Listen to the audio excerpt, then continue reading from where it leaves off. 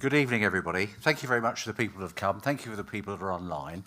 I'm Peter Fairbush. I'm President of Policy and Resources.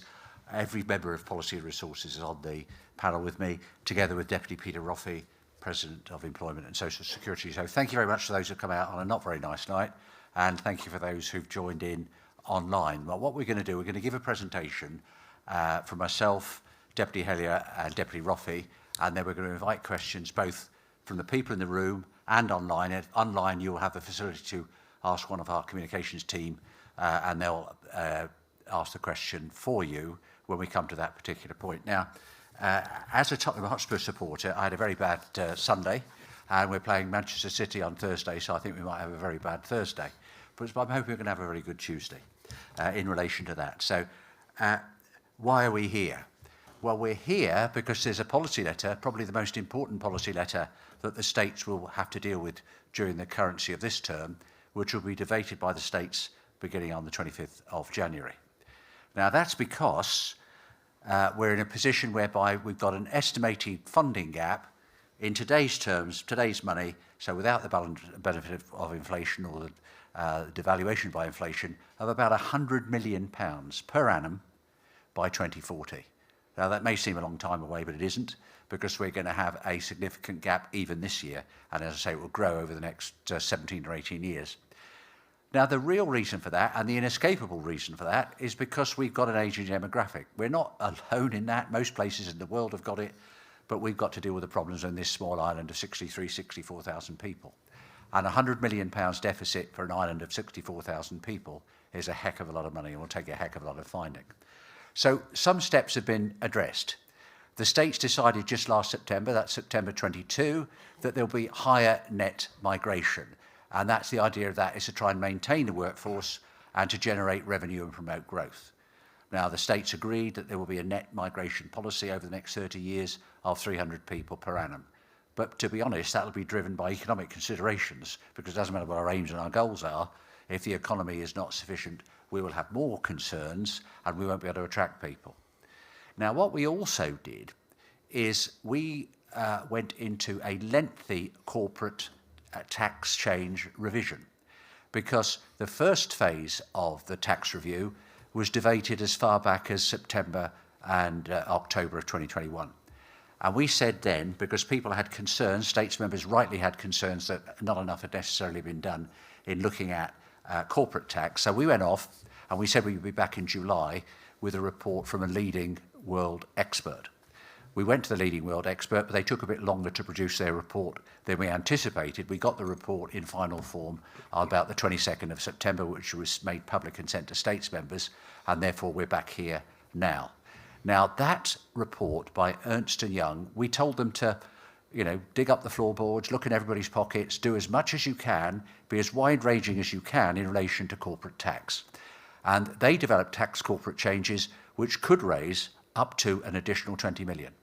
Now, that's, but we then have to engage with Crown dependencies, because the other two Crown dependencies, Jersey and the Isle of Man, not only are our friends, but they are also in the corporate world our competitors. And we've got to be seen to move in line with them, because if we're seen by those that provide us with business to be out of kilter with them and to be more onerous in relation to our corporate tax arrangements than they are, then we, the island of Guernsey, the bailiwick of Guernsey, will suffer. So therefore we must develop our corporate tax offering and our corporate tax strategy carefully to stay competitive. But what we're also doing is we are freezing effectively public spending budgets in 2024 and 2025, with the exception of health, because health is there are continuing demands in relation to health which we have to meet. Now, we've also had over the last couple of years in relation to the states something called the Government Work Plan. Now, that's been a good working document, but we have said both before today and today that is too wide-ranging, it's too expansive. So Deputy Murray in particular will be taking the axe to that over the next few months, and we'll be reducing the Government Work Plan this term. Now, the package of tax measures, because there are some pluses and some minuses, is aimed to raise between 50 and 60 million pounds per annum. And the additional figure between that figure and 100 million will be approximately 10 million in savings per annum. and growth measures, which will also come about together with the migration measures that I referred to. So, and it's all caused, as I've said before, by our ageing population. Now, the number of people who are over 65 is expected to rise by around 5,200 between 2020, which is a couple of years ago, and 2050. Now, bearing in mind our population is 64,000-ish, our working population is just over 30,000, that's a lot of people. Now, that's coupled with the fact that the people in the normal working age of 16 to 64 is expected to fall by 6,400 over the same period. So therefore, you're looking at a shift of over 11,500 people. So more people who are dependent, albeit we hope that people over 65 will continue to be economically active if they can be, and we've got to increase the number of those who are economically active, but also coupled with a shortfall in people who bring in the revenue, those aged 16 to 64. Now, also, the cost of providing what I still call the old age pension, and I'm one of the recipients of that, is £157 million this year. Now, that could rise, again, excluding inflation, by 2040, in other words, in 18 years, to 190 million. So that's another £33 million per annum that's got to be found just so that people can have, as they should have, their old age pension. Now, what do our recommendations achieve or seek to achieve? Well, what we want to do is create a more progressive tax system, which means that most lower and middle income households will be better off compared to now. Now, I don't suddenly mean they'll be able to buy Maseratis or go on expensive holidays, but it means they will be better off because there is a measure of packages that we put forward. The headline one is GST, but there are others. And in relation to that, we want to be in the position whereby the tax that we desperately need and that we can't get from other sources comes from people who can afford it rather than those that can't. So we're going to increase the tax contributions if our proposals are acceptable from and accepted by the states from businesses and high earners, because quite rightly, people who can afford more to pay, whether a business or somebody with more money, should pay. Now, the need to raise the additional revenue, the requirement for it is simply growing demand for health services and the growing number of what we call civil servants, but they're really public sector employees by and large, over the last 10 or 12 years has been almost exclusively in the health and social care part of our economy. So, and also we've got to make sure that we provide, as I've just said, old age pensions as our population makeup changes. But also, we can only spend money if we make money, if we've got money in the kitty.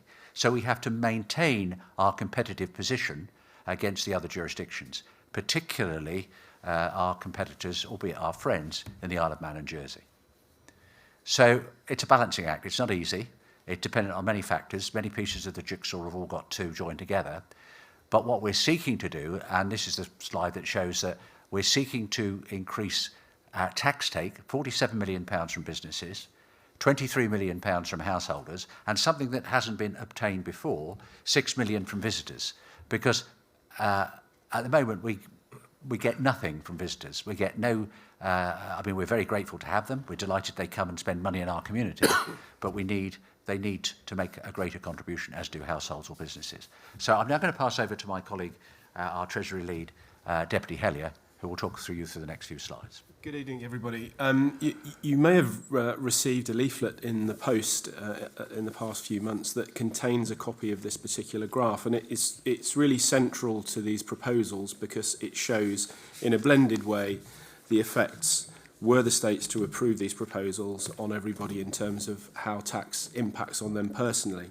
Now, you hear the description of GST, which has been very much in focus about being a regressive tax. And I think I certainly agree with that. I think there are several other members of the panel that would agree with that. In its purest form, if just imposed on consumption, then the poorest in society suffer most because they have the least disposable income. So very much from the outset, we looked at ways in which that if you had to impose something like that, how could you mitigate against it? And that also to create a progressive tax system whereby those who are most able to pay, as Deputy Fairbrushes say, are those who bear the brunt of the burden of this type of taxation. So for those who are not familiar with looking at graphs of this sort, across the bottom is the household income percentile in units of 5%. So from the left-hand side of the graph, with the long green wedge, to the big red wedge on the right-hand side is the poorest households in society up to the richest households in society. And so what we've done is try to design, and it's used, the way in which it's done is to, by the application of allowances in particular, and the way in which allowances are taken off. So, for example, if you earn over £90,000 of income in Guernsey, your personal allowances start to disappear. So most high earners get no personal allowances for income tax at all. A lot of people don't realise that. And the way in which we designed this was to ensure, as far as possible, that there was mitigation for those who are the poorest in society. And you'll see that the green wedges at the on the left-hand side of the graph, you could be up to 4% better off, or nearly 4% better off, until you get up to the 50 to 54% margin, 55 to 59%. So therefore 60% of households will pay either nothing more or less in terms of their total tax burden than they do at the moment. We've had a lot of questions as we've been doing these presentations about how do you know what I spend, are these numbers accurate, and so on. The States does almost a running household survey and does detailed surveys every few years on a wide range of households. I think the last time there was a sample, it was 1,000 households of different types, and it goes into a lot of detail about how many tins of baked beans do you buy, what about children's clothing, and all of those things, and that produces an average which has been used to develop these profiles. Now, they must necessarily be an average. They can only be representative of society in total rather than your individual circumstances. So in the following slides, I'm going to go into a little bit more detail about individuals. So if you'd have the next slide. So how have we achieved this? So it's not just about GST. This is a package. And the reason why most lower and middle income households will be better off, as you can see from this slide, personal allowances are increased for everybody. 15% of income, and as I said earlier, personal allowances cut off at 90,000. People above that level don't receive any at all. So for people that are lower paid, they will receive higher, proportionately higher personal allowances. We're looking to reduce income tax. So reducing the level of income tax from 20% in the pound to 15% in the pound on all income that's up to between allowances and £30,000. And also, which is it's really, really important, and Deputy Roffey will speak to this, it's a very important part of the package, is that there's a complete overhaul of the way in which Social Security works. And I shall leave him to explain that. But put very basically, there will be an allowance for Social Security. So you won't pay from the ground up. You'll have an allowance. So all of those things added together means that in this particular example, which is a single adult earning £37,000, which is about the median wage, they will see taxes and contributions reduced by £1,475, and the GST that they would pay, on average, and I stress that's on average, that doesn't necessarily apply to every individual, would be £900. So they would be better off under these proposals. If we could move on to the next slide. So the next one, we're going to do a few case studies, and please, if you've got questions about these later on, then please, we can go back to these slides if you need to, and we can explain in more detail what's in them. I'm not going to dwell on them a huge amount, but this is to demonstrate, certainly in those green areas of the graph that I displayed before, how that applies to different types of household, because it's not, those are blended, so it includes individuals, people with children, people of different ages, and so on. So in this example, which is two adults aged 16 to 64 with children, with a gross income including benefits of £41,000. That family, after paying GST, which in this case is estimated at £1,500 or so, £1,499, would be £337 better off under these proposals. So there is mitigation. So some of the tax that's been raised at the top end, in the red area of the graph that I showed you, is being reapplied at the bottom end to level it out. But of course, 3% of somebody that's a very high earner is worth much more than those at the bottom end. So that's how tax is being raised. And also, as Peter said, more people will be paying, because there are a lot of people that live in Guernsey that don't contribute any tax at all. They live off capital, and there are people that visit the island that don't make any contribution either. So the next example is a single adult aged 65 and over, and this is effectively a a pensioner, £20,289. They're in the 20 to 24% percentile. This particular individual, their estimated GST expenditure is £932, and they would be £487 better off because of that application of particularly of allowances. The next one. So two adults, 16 to 64 with children. This is on a higher wage. So in this case, the gross income, and that's the joint income of the family, is £67,000, or just over that. That's getting up to the 40 to 44% income percentile. This particular family, their estimated expenditure is £1,661, and the net change in their tax contributions after all of those application of those different allowances would be £321 better off, and that's after after the shopping. The next one is two adults, 65 and over, with a larger pensionable income. This is an interesting example, and I have to say there are more than 20 examples like this on the website ourfuture.gg. So if you're interested in comparing those who would be better and worse off and having a look at that in more detail, then please do so. And if you want to ask questions, please send in emails about how the data has been collected and so on. We've got some standard responses. There are explanations on the website. In this case, this particular couple is worse off by £597 because they are getting into the area of 65 to 69% of income. So those who are receiving higher levels of income will pay more, and those who are at the bottom end will pay less. In fact, they will be better off. So that's my slides. I'm going to hand over now to, sorry, one more here. Two adults, 16 to 64. I don't have that one in front of me. I can read it, though, off the 171,000. That's not in my slides here. In this case, you'll see, so this is, I think you'd all agree, is a very high level of income. This particular example, it's in the 90 to 94% range, and this couple would be £5,627 worse off with the GST, and that's because of a combination of things, as I said before. So they receive no personal allowances because they're over those allowances, they're over the 90,000 threshold and so on. And we've done this deliberately to avoid the impact of GST on the poor.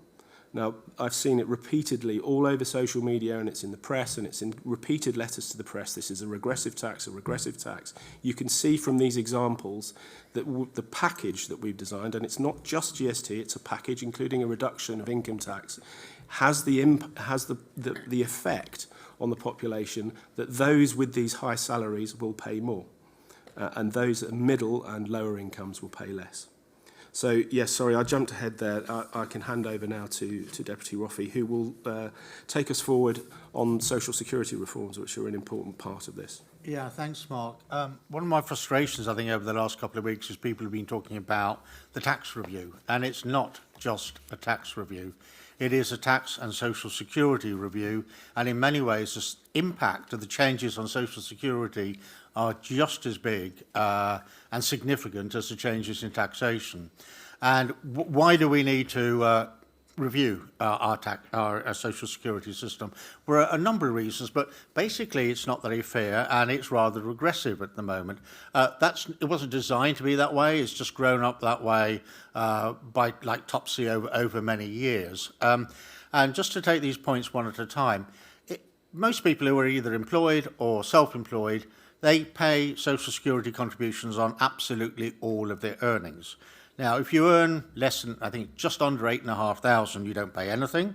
But the second you reach 8,500, you don't just pay on what you earn above that. So if you earn 10,000, you don't pay on the 1.5 above the threshold. You pay on every single pound that you earn. So that really is quite harsh on people on low and middle earners.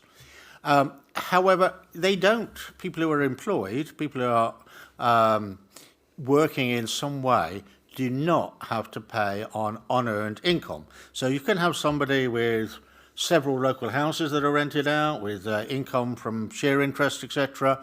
And if they're earning, say, £15,000 a year in a small job, they would just pay on the £15,000 a year, even though they may have £100,000 a year coming in other ways.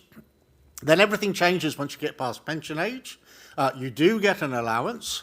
However, you have to pay on all of your income. So suddenly, even if you are still working, you will have to pay on your unearned income, like rents, like interest, etc. So I could go into lots of examples, but the basic message is that different people in Guernsey, maybe living next door to each other on exactly the same income, pay hugely different amounts in Social Security. So what are we going to do about that? This graph, if I can explain it, I think graphically shows the impact of the changes in Social Security on how well off people are going to be. Because the red line is what happens at the moment for people on different incomes as you go up the scale. And you see that right down at the bottom left, people are paying really quite a lot, even though they're earning incredibly little, and that's because there is no allowance on Social Security. You pay on every pound. The blue line is what we are proposing should happen, which means that people down on the left-hand side, which is the lower earners, the blue line is well below the red line, and it only actually crosses the red line round about the £60,000 mark. So anybody earning less than £60,000 will be better off under what's being proposed than the present system. However, the present system was never going to stay anyway. What I need to get across is that if the states throw out every proposal next week, it doesn't mean that the public of Guernsey will not be paying more and more and more towards the states, because the states already agreed 2 years ago, well not quite 2 years ago, but back in 2021, a 10-year programme of putting up Social Security contributions, the rate of contributions every year.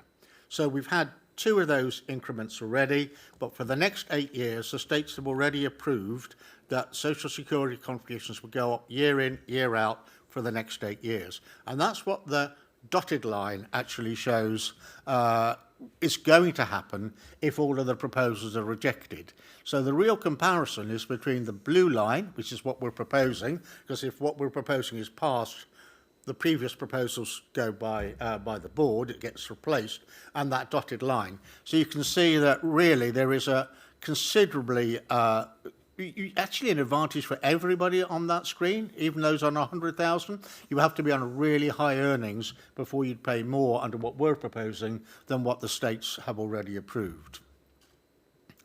And I think is there one more? Yeah, okay. I went to a meeting last night at St Pierre Park, and I got told a lot about how business should pay more, and that 0-10 put everything on the backs of individuals. And to a large extent, that was true. I don't think we had much choice about 0-10, but it did, unfortunately, swap the burden of taxation from business onto individuals. But what you can see with this slide is that under Social Security contributions, the level of increase in contributions for businesses, i.e. the employer contributions, will be really significant, which is why we're able to make it so progressive for households, because, people have said, well, how comes if only this households, maybe the 40% on the higher earnings are going to pay more and 60% are going to pay less? And the answer is that a lot of the burden, as we saw from an earlier slide, is coming from business. And that's in different ways, but part of it is the Social Security. So this does indeed start to mitigate what happened with 0-10 and start to move some of the burden back from individual islanders and onto businesses. I think that's probably me for Social Security at the moment. I'll hand back to Peter to talk about the amendments. Thank you very much. Well, people had to lodge amendments by 3 o'clock today so that they can be considered next week. And there are 2 particular amendments. They're headline amendments that I think most people in this room and people listening will know about. And we're going to talk about 2 of them in particular. The first is one proposed by Deputy Parkinson, seconded by Deputy McKenna, which is to introduce what's called a bespoke territorial tax regime. Now, those of you that either went last night or heard about it will know that there's still much work to be done by Deputies Parkinson and McKenna as to what is meant by a bespoke territorial tax regime. There are some certain issues that they haven't yet addressed. But in any event, that's their introduction, and that's what they intend to introduce. but they don't bring any other immediate reforms. And their review will take place in 2029, which is 6 years' time. So that means it'll be nearly at the end of the next States Assembly. So whatever decisions are made then will not be implemented till probably 2030 or 2031. So we're in a position by those dates that we'll be even in a bigger area of concern than we are now. So what we're recommending, P&R are recommending, is that we report back with corporate tax proposals this year in about November, so 10 months' time or so. We report back and say, we've looked further at it, we've had a discussion with others. And we come to our second bullet point is that we won't be introducing a change without consulting with businesses, because businesses are the people that employ they employ people so that the companies and the businesses can operate. And also that we discuss it with our colleagues in the Crown dependencies to avoid damaging our competitiveness. Because corporate entities will move at the blink of an eye. They'll go elsewhere or they won't come to Guernsey in the first place. So we have got to, whether we like it or not, we've got to live in the real world, not in the world that we would like necessarily to live in. So we've got to liaise closely with our colleagues in those jurisdictions. Now, I've already mentioned this in my introductory remarks about the Ernst & Young analysis, is that we could raise up to, I emphasise that figure, that phrase, up to another £20 million. That's in addition to the corporate tax that's already paid. Now, what happened until 2007 and 2008 is other people outside of the jurisdiction were paying lots of our tax, really. The foreign bodies in charge of looking at these things said it wasn't fair and that we had to change it. We had no option but to change it, otherwise our finance system would have come to a halt. We would have had no corporate tax business at all. So we can't go back to that. We are not allowed to go back to that. We would be sat on, we'd have, with a ton of hot bricks if we tried to do that. Now, also, if we delay other measures, which is what the proposal in this amendment, and indeed the amendment which we'll come to shortly, it'll mean that no new tax funding to meet the growing demand for health, pensions, and other very essential services. So, and also the progressive, what this package does, because as both Deputy Hellier and Deputy Roffey have said, it's a progressive package, it has various parts of the jigsaw, will be the first jurisdiction of our type, and by that I'm referring to the Isle of Man and Jersey, to have this different tax differential for people. For people earning up to £30,000 a year, their tax will be reduced to 15p in the pound. And that means that the average median earnings, 37, 38, those people will pay significantly less income tax than they will currently. That's not proposed in the Parkinson and McKenna amendment.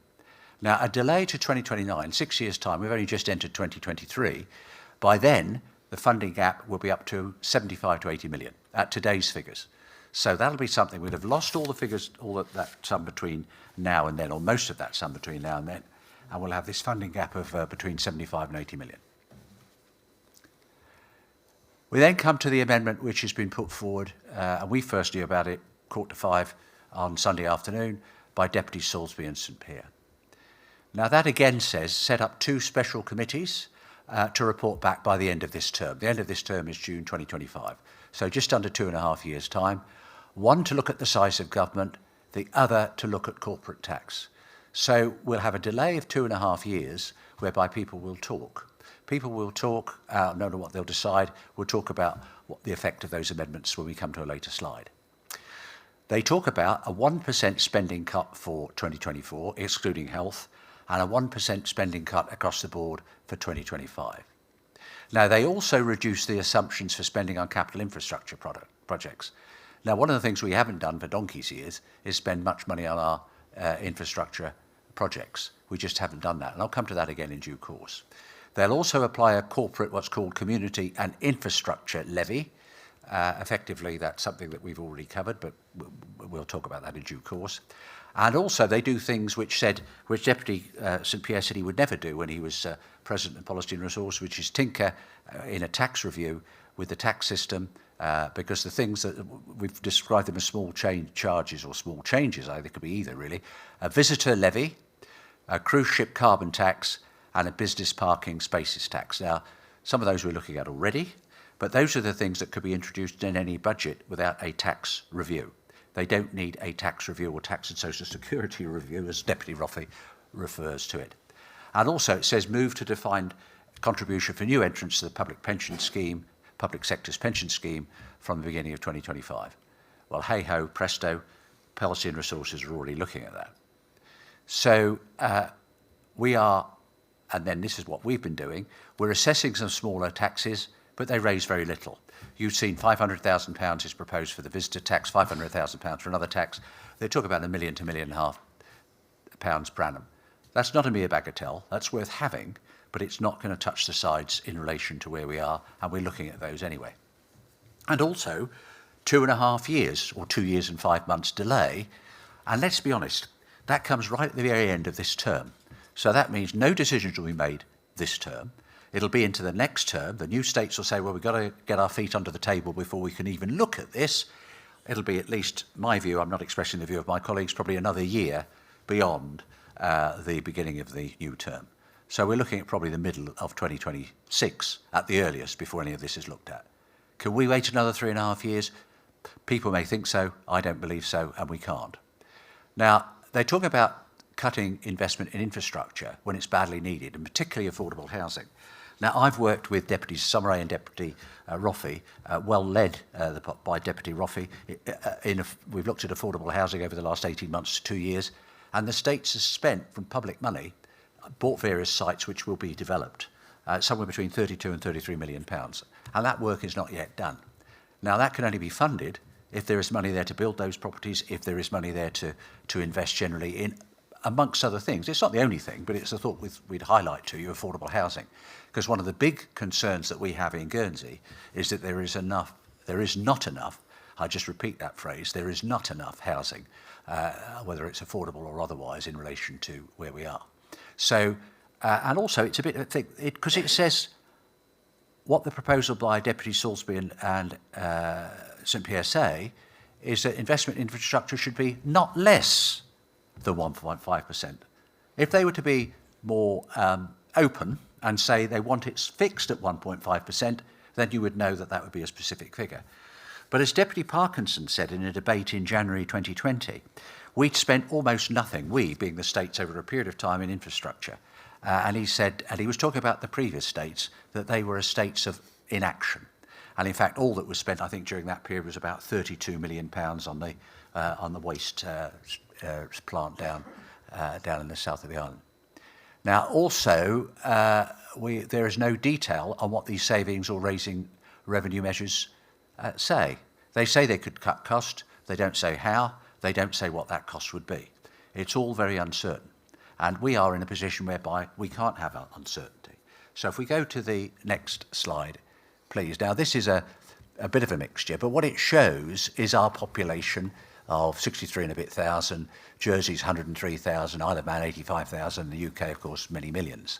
And this shows the amount that is spent in relation to various services. The Isle of Man, we haven't hidden their figures, they just do it a different way, so therefore we couldn't compare like with like.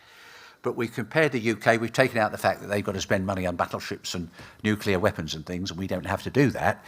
So we've compared like for like. And in Guernsey at the moment, it's 12.2. And you could see in the Jersey it's 13, Isle of Man and the UK is 13.5.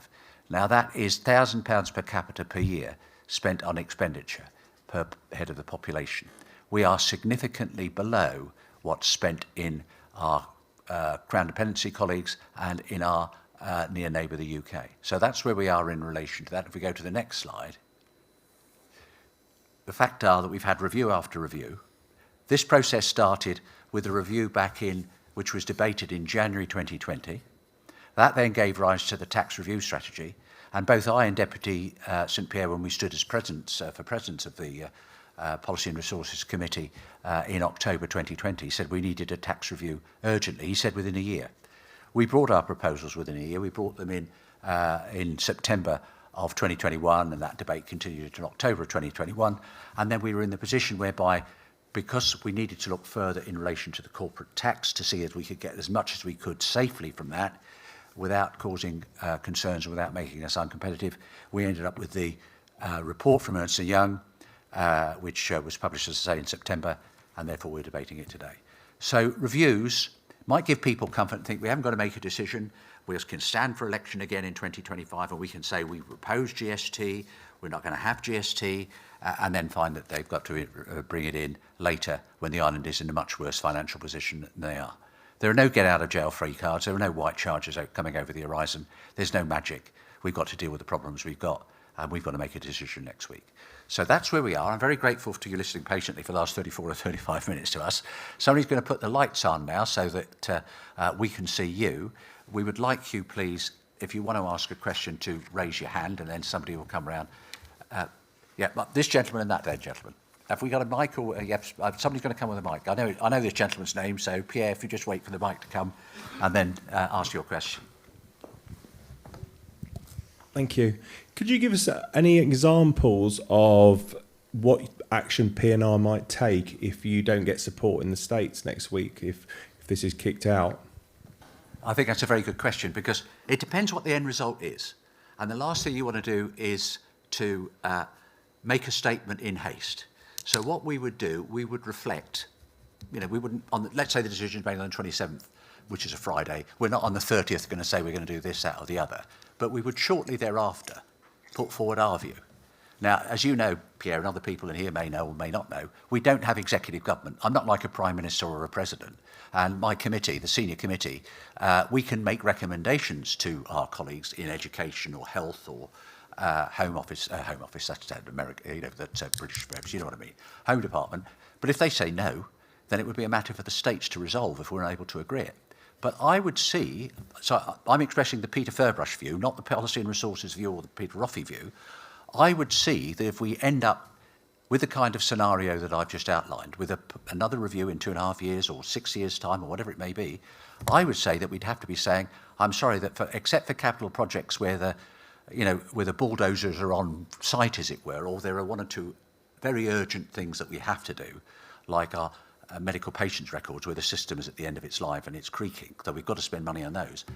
I personally would be saying, I'm sorry, we can't develop the schools that we want to, we can't do phase 2 of the hospital, and we're going to have to look at beyond the reductions in budgets that are being proposed, because we are going to be in a position whereby we're going to be, we won't be able to say with any certainty what money we'll have in 2, 3 or 4 years' time. But that's Peter Furbush's view. Perhaps John. I'm happy to say something on that. I mean, I think it would be exceedingly difficult, but the trouble is, my experience of 20 plus years in the States is that we tend to make decisions as a snapshot on one occasion and say, well, we don't want a GST or whatever it might be, and therefore we should be making savings. But when it comes down to it, individual committees point the finger at others to make those savings. Take health, for example. I'm sure that many who might think that these 2 amendments, for example, are helpful, will be also those who are saying we should be paying our nurses more, and actually health, in terms of its major expense, it's the people it employs. So you can't have it both ways. We do need to find alternative ways of raising the capital, the monies we need, and the capital we need, because as Deputy Furbush has said, and Deputy Hellier, we haven't been spending on infrastructure for many, many years. In fact, Deputy St Pierre and Deputy Salisbury have been, championing that in the past. I am really concerned, because I've got children and grandchildren here, that we are putting off problems to the next generation. Just a few words about capital expenditure, because it's been discussed and there seems to be quite a lot of confusion, not just amongst states members, but generally about the difference between capital and expenditure. Now, we pay for our capital projects with surpluses, so if we collect more tax than we need to spend on paying staff and so on, that goes into a reserve, and that pot is then used to pay for projects as they come along. And the problem with the idea that you save money by not spending on capital projects, you don't, because eventually you're going to have to spend the money. So say, for example, you bought £1 million worth of electric cars because you wanted to replace an ageing fleet with electric. The States has a policy of zero emissions and so on. You don't save money by waiting an extra couple of years to replace them, because the ones that you've got get more expensive to maintain, and when you come to buy the new ones, they will have gone up by inflation. So all you're doing is knocking something that's going to be more expensive into the future. the only way to save on capital expenditure is not to do the projects. So in the example of those cars, it's to fire the people that drive them around and not provide any nursing services. So the kinds of things that we're looking at in order to make savings are very difficult, and you don't really, I mean, you can do capital projects more cheaply, and absolutely, and there's a lot of challenge going into that at the moment across all of the projects that we're looking at. You don't save money just by delaying things. You actually make it more expensive. Peter? I'm certainly not going to say what P&R would do if nothing went through, because I'm not on P&R. But I can tell you what the situation would be for Social Security, because I don't believe nothing would go through. I think if our package doesn't go through, then one of the amendments will go through. If the Parkinson amendment goes through, it's quite clear. He knocks out all of the Social Security reforms. So if you remember that yellow dotted line that was higher than any of the others, that's the route map that the states have set out, and everybody was going to be worse off in terms of paying Social Security contributions because that will be left in place. If the Salisbury amendment goes through, she does want to maintain the Social Security reforms, but I'm not quite sure how they're going to be paid for, because the package of Social Security in the Tax and Social Security Review does admittedly raise £90 million more than we're getting at the moment, but the agreed path already raises about £34 million per year more. So the only way those figures stack up is if some money comes back from general revenue to Social Security. The GST allows that to happen. Without that, I'm not sure what will happen. So I think we're going to have to sit down with a cold towel over our head and decide how on earth we square that circle. Yeah, Pierre, just one more thing. I think it's a really interesting question. I think you probably know the answer that we haven't got a clue, because there are so many permutations with 8, 9, 10 amendments, whatever it is now on the table, some of which are kind of throw everything out amendments and start again type thing. We simply have no idea whether, in fact, we'll spend 3 days, possibly more, debating all these things, and then we'll get to the final vote and everyone kicks everything out just because we can. Unfortunately, that's the states that we currently sit in. So it will be impossible. I guess it will be an interesting P&R meeting the day after it's all finally said and done. Well, thank you, Per, for a good question. Gentleman next to you.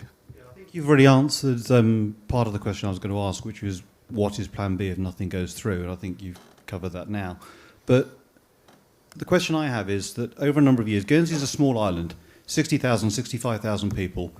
We're nothing more than a fishing village in UK size. How the hell have we got into this mess in the first place? Demographics, basically. Peter? It is basically demographics. I know the saloon bar wisdom is that the States has grown like Topsy. If you look at the number of public sector employees, net of health is actually gone down marginally over the years. All of the growth has been caused by, in expenditure, has been caused by demographics, and we're not unique. We may be a fishing village in this mess. Most major countries in Western Europe, France it doesn't know how it's going to balance the books with its pension scheme. The UK, the reason why, I mean, there was all this, Liz Truss reversed it, now it's being reversed back again. But the reason originally that they were putting, 1.5% on national insurance was because they had to fund the sort of healthcare investment and social care investment that an ageing population brings with it. No society is going to escape this. Just as an example that Peter's exemplified, when Deputy Salisbury was President of Health and Social Care, I'm going for the end of 2016 to the end of 2020, but, rather than do it. That was a 4-year period. The number of full-time equivalent employees in that department, health and social care, went up from just over 1,900 to just over 2,100, an increase of 11%. Now, there's no criticism in that, but that's where the growth was over that 4-year period, and also the increase in revenue costs. In other words, the money made attributable to that department so they could pay wages and do the things it had, went up by 19 million. And it went up, that was above inflation over that 4-year period. And in addition, this transformation package that we've heard talked about over a period of time, they received another 4.3 million over that period of time. Now, so therefore, the bulk, not all, but the bulk of the assets, the increased cost has been down to health, and then the pensions. Remember, I gave the computation in relation to old age pensions. I gave it over the next 18 years or so, but of course it's already gone up significantly over the last 10 years because, again, looking at the graph of 2020, and we could have showed one from 1970 and one from 1990, the population has aged considerably over that period of time, and the birth rate's fallen significantly again over that period of time. Yeah, just to add to that, as well as Deputy Roffey's statements, the demographics, but also, of course, it's the expectations of all of us. We are a little fishing village, you're absolutely right, 63,000 odd, but we don't have the services of a small fishing village. We have first-class services here.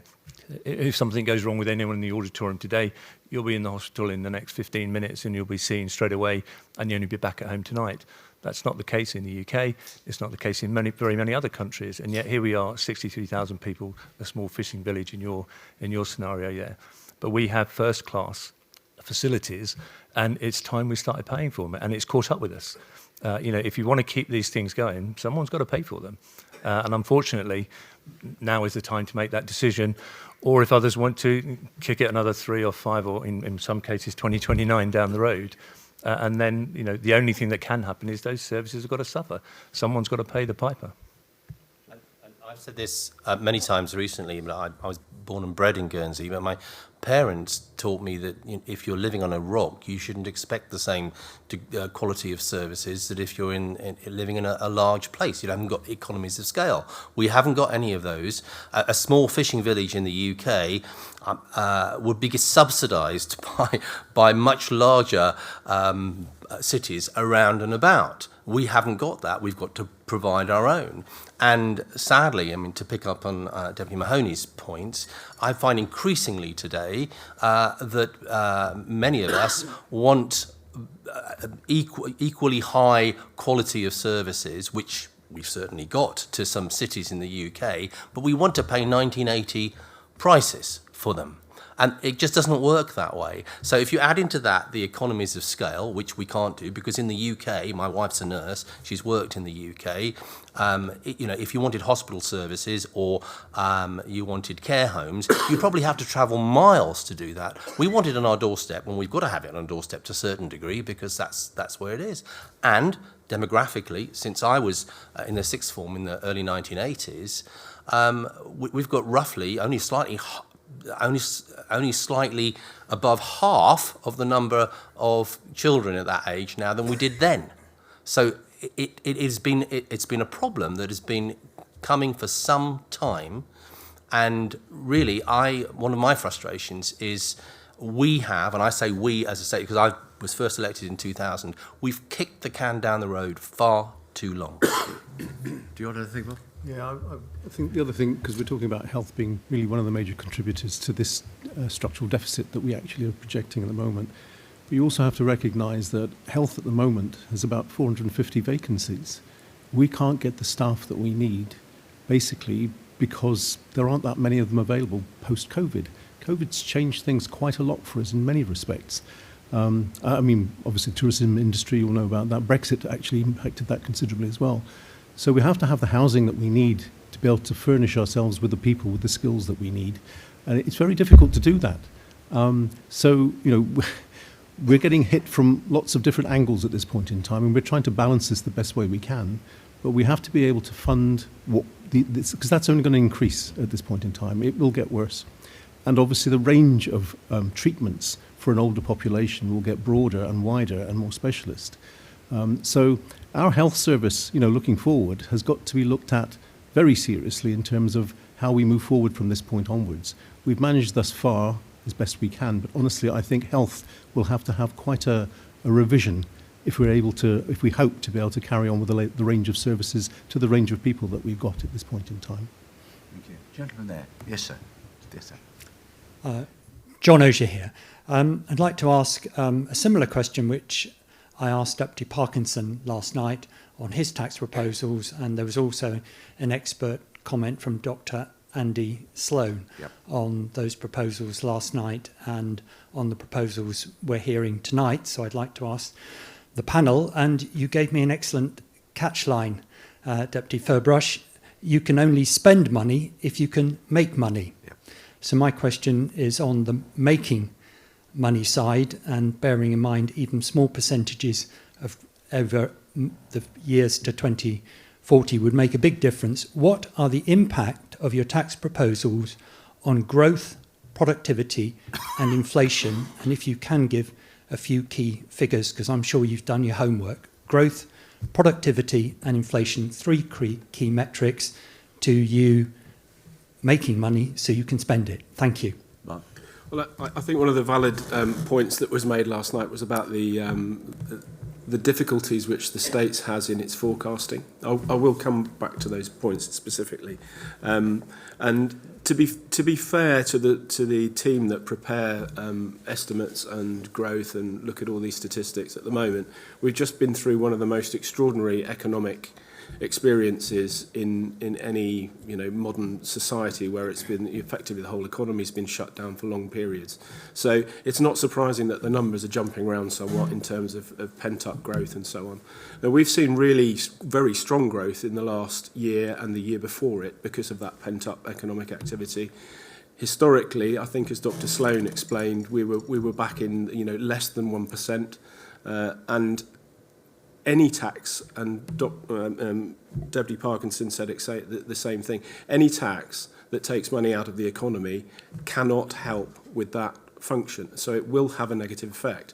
And in terms of the inflationary effect, the example, and it's a real example, and it's not an invented example. When GST was implemented in Jersey, the immediate effect was 60% of the rate that was applied. So it would be 60% of 5% in this example, and that was in the first year. But thereafter it tails off, and the prices then start to level back to where they were pre. In other words, the GST gets absorbed. And I know people find that difficult to understand, and particularly small businesses would find that very difficult. But of course, under these proposals, small businesses, roughly 50% of businesses in Guernsey, will not have to register for GST. Anybody with a turnover of less than £300,000 won't have to. The experience in Jersey has been that those businesses, actually many of them have registered, because it enables them to claim it back from wholesalers that charge GST to them. So you end up paying the difference between what you sell and what you buy. So you don't pay the GST on the whole amount. So the effect is negative. We find, and for those who've been to Jersey recently, you won't find a significant amount of difference in terms of the retail prices for goods, particularly of UK chains, in the shops and say, for example, on the UK high street. There tends to be a recommended retail price across the entire UK, and the tax, whether it be VAT or GST or whatever it might be, will be blended. Now, one of the benefits that hasn't been spoken about as well is that it's intended that GST will apply also to imported goods. So we would expect large importers of goods such as Amazon to collect GST for us, which we hope will level up the playing field in terms of imports. And that could be a benefit to the economy. It's difficult for us to measure it because it hasn't come into force yet in Jersey, but we expect it to be actually quite a good support for retail in Guernsey, because we don't really have any data as to how much retail is just being done straight through the post office and not in the high street. So I hope that provides some answers and certainly some numbers, but the inflationary effect is 60% of the rate in the first year. Peter? Yeah, there's two ways in which all taxation creates a headwind really for growth. One is by taking spending power out of the economy, but actually it's slightly different if government is taxing in order to spend that money and put it back into the economy than if they're actually taxing to put into reserves. So yeah, I'm not saying it will have no headwind effect, but it's mitigated by that. But it would obviously affect our ability to grow if our taxation led us to be uncompetitive. One of the advantages of the fact that the whole of Western Europe, and indeed wider than that, is suffering from the effects of changing demographics, is that actually, as I said earlier, just about every country and every territory that we're competing with are going to have to put up taxes, and some of them have already started doing it in exactly the same way. But insufficient tax to balance the books, which would scare the horses, I think would have far more of a headwind on growth. And we saw in a very dramatic way when Liz Truss and Kwasi Kwarteng decided that they were going to, growth was the answer and they were going to really slash taxation. The government, not them, but their replacements, had to roll back on that very quickly because the markets didn't believe them. Well, we haven't had anything as dramatic as that, But we have had a very small harbinger in the marginal downgrade that we received from Standard & Poor's. And if you look at their commentary, they are worried that the states of Guernsey may not have the stomach to make the difficult decisions needed to balance the books of the island. So I would contend strongly that a failure to deal with this will actually have far more of a deleterious effect on the island's growth in the medium term than if we grasp the nettle. Any other questions? Yeah, gentleman there. So, pick one of the, you'll all have a chance. Pick one of the 6, 7 other questions. Oh, yeah. Could you just give me some figures before I carry on my question? How much do you think GST will raise in its first year? Everything goes smoothly. Mark, do you want to do that again? Well, the net figure that we're looking to raise is about 50 million, but that includes the mitigations on the other side. So roughly speaking, across the whole piece, it's 90, but it nets out because some of it's being respent. You say that tourists will spend about 6 million of that, will they? Yep. So just 6 million. So the rest of it is going to come from Guernsey taxpayers as it is. That's because there's only the people who can pay it, right? And business. So one of the things that hasn't been mentioned so far this evening is that, say, for example, the finance sector in Jersey pays 12 to 13 million each year in fees. It has to register as an independent service entity, and that gives them the ability to opt out of GST, but they have to pay for the benefit of doing that, and that's for regulated companies like banks and fiduciary companies and so on. So corporates and the finance sector do contribute as well. And also there are, as I said earlier, there are a lot of people that live in the island that don't pay any tax at all, whether it be because they have, as Deputy Parkinson was saying, we've put this one up here. Deputy Parkinson was saying in his presentation last night that he'd heard that there were 200 people living purely out of loans from companies where they keep their providing assets within a company and just taking loans out of them, which they don't pay any tax on. Of course, when those loans are written off, that's a distribution you do have to pay tax on eventually, and there are avoidance measures for those things. But certainly, this goes to the graph that I started on, which is slide 5, which is the next one from here. There is an anomaly on the left-hand side of the graph because there's a big bar of green on the left-hand side, and that's not just the poorest in society. It's a whole group of people, open market individuals, for example, who have no contact with the tax system at all because they're living off capital. So they don't need to declare what they have. We have no idea what their wealth is, and at the moment they're making no contribution at all. So the estimates come partly from that as well. Okay, so businesses are going to fork most of this bill, aren't they? Yes, that's what you're saying. As per this slide, yeah. Okay, that's fine. Okay, thank you for that question. Questions online as well, so we Okay, can... we'll come back to people in the room because you should get priority because you've taken the trouble to come out, and we're grateful for that. But equally, we're grateful for the people online. So I'll hand over to Bethany, who's been following those. Okay, so actually, the first one I've got is... what do you have to say... This is from Laura. What do you have to say in response to Sam Mezek's view of the failure of GST in Jersey? I think I might turn to our External Relations Minister, Deputy Letop. Well, I do know Deputy Mezek fairly well, and I know he's felt that for a long time. It's like nothing new. And I think he would, as far as I know, he hasn't looked into the detail of our proposals, but one of the things that Jersey really didn't do at the time, because it was largely a GST package focused on that, it didn't mitigate in the way that we are mitigating, particularly for those low-income households. And I think, if he was to look at what we've done for them, including the 15% rate of income tax, which will affect, obviously, those on lower incomes more than it will affect others, I think he would find that actually we've looked at that. Because if we were just talking about just GST, I wouldn't vote for it, and I consistently not voted for it because it is regressive. But if you see it as a package together, which enables us to diversify and to help those who are already struggling, I mean, that's one of the things that the amendments don't do. We've got people in our society today already struggling. This will enable us to help them. I think he would find it to be a much, much better package than the one that was introduced in Jersey. No, I'd say that our colleagues, obviously, we speak quite regularly across the Crown dependencies in different jurisdictions, and we meet fairly regularly. They're keeping a very close eye on what we're doing here because it looks very different than their implementation. If you're not aware, then GST was brought in Jersey at the same time as 010 to balance out the shortfall in there. But there were no mitigations of the type which we're doing here, so there was no help for those in society that are least able to pay.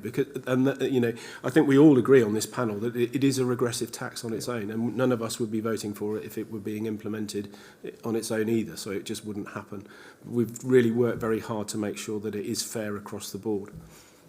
And I mean, again, Jersey politicians must defend their own tax rather than Guernsey politicians seeking to defend Jersey GST. But it did bring to their coffers, I think last year, well over £100 million, Jersey's, and their administration costs were, I think, less than £1 million. So it was a net contributor. But as I say, we were all concerned, the 6 people on this panel and many others, that if GST was to come in, because in itself it's regressive, it had to have these other measures. Can I just add something? Because there was a number quoted last night in the presentation that was made about say no to GST, that Jersey had hired 92 staff to collect GST. I'm afraid that just isn't true. The number is 17. Is very different than the number that was quoted last night. Really, the majority of those are in the border force. They're not actually in the collection system, and the forms for the actual collection and administration are very, very simple. It's less than a side of A4. Can we have the next question, please? So the next one comes from Jackie, who's asking, if so many people are going to be better off, how can GST be providing the solution to the deficit? Well, actually, I just want to go back again to where we were. How can it provide so much money if people are going to be better off? Well, I think this slide says a lot of it. Actually, of the additional revenues that are going to be provided, only 23 million. It's quite a lot of money, I know, but a minority of that is actually going to come from households. So when we then go to the bar chart, this is not talking about the total amount of money that's been raised. This is the impact on households. So this is talking about the 23 million. And of course, it looks like we should be losing money because it looks like there's more green below than red above. But of course, a couple of percentage extra for somebody in the 80th percentile is a great deal more money than a couple of percent less being paid by somebody perhaps in the 20th percentile. So it will be a real help to people on low incomes. But as that example that Mark gave, I think of the people on very high incomes of £179,000 a year, it's really quite eye-watering. People are saying, well, why can't the rich pay more? Well, they are. I mean, this was talking about an extra £5,000 per year for that couple. So, and I don't apologise for that, because I think we ought to put the burden on those who can most afford to pay it. But that's how it's being done. Basically, the wealthier members of our society and our businesses will be the ones that are going to be stumping up the cash. Just to add to that, and Peter's really touched on it mainly, but those who can most afford to pay, which when I've spoken to people who've been critical of GST, they've said, well, it should be, the really wealthy, those most able to pay that should deal with our deficit problems. And this does it because ultimately they're the ones that spend the most money. And some of them, as others have spoken to, are doing so out of capital, which we don't tax, and we don't want to tax in order to become uncompetitive. So that the way we can do it is through spending. Ultimately, that enables us, because we have put in these measures to mitigate, to, if you like, do a proper Robin Hood and distribute it appropriately to those that are most affected. Because at those sort of high end of the spectrum, those sorts of amounts they're paying, they'll be significant, but they won't be anywhere near significant as if we were to try and do something that might look on paper fairer, which many people have said, just add it to income tax. but it would mean everybody paying more, and that isn't, we think, a solution. In fact, it would have to be quite high to do it that way in order to be able to do the sorts of mitigating measures that we're bringing in here. Thank you. Shall we have one more, and then we'll come back to people in the room? Okay, the final one for now from people on Facebook is from Sean. And he's saying, can't we just make all companies pay 10% rather than just those in the financial services sector and abolish the 0%? Wouldn't that resolve the problem? I think Mark will come to you in connection with that.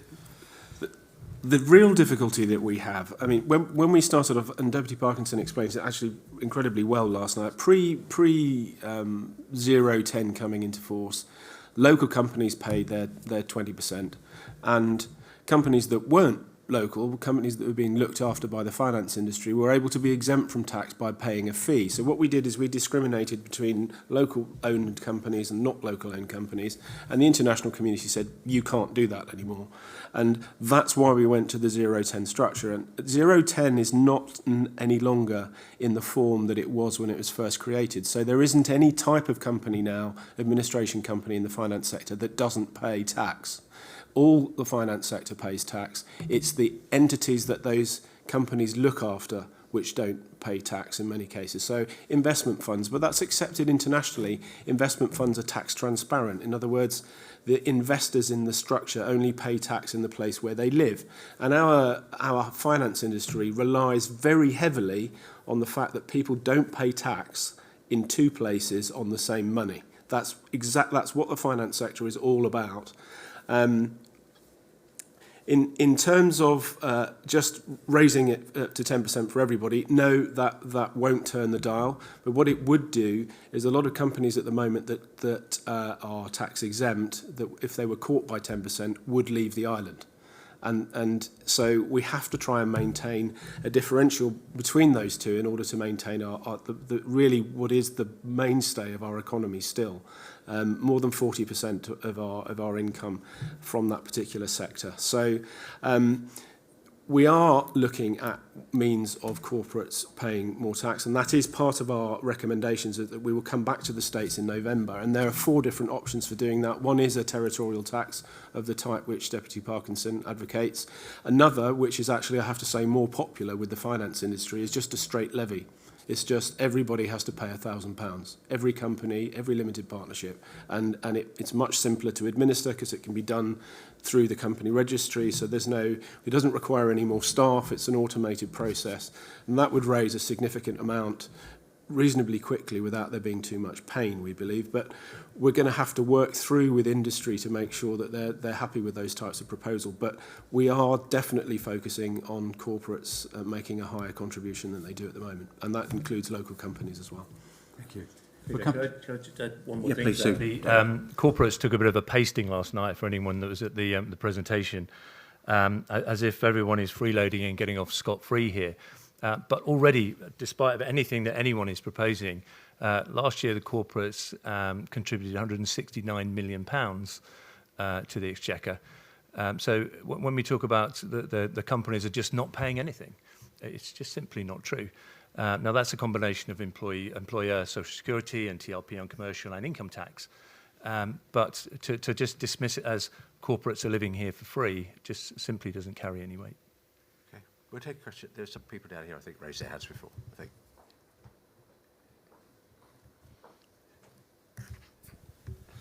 Good evening. Good evening. My question is simple.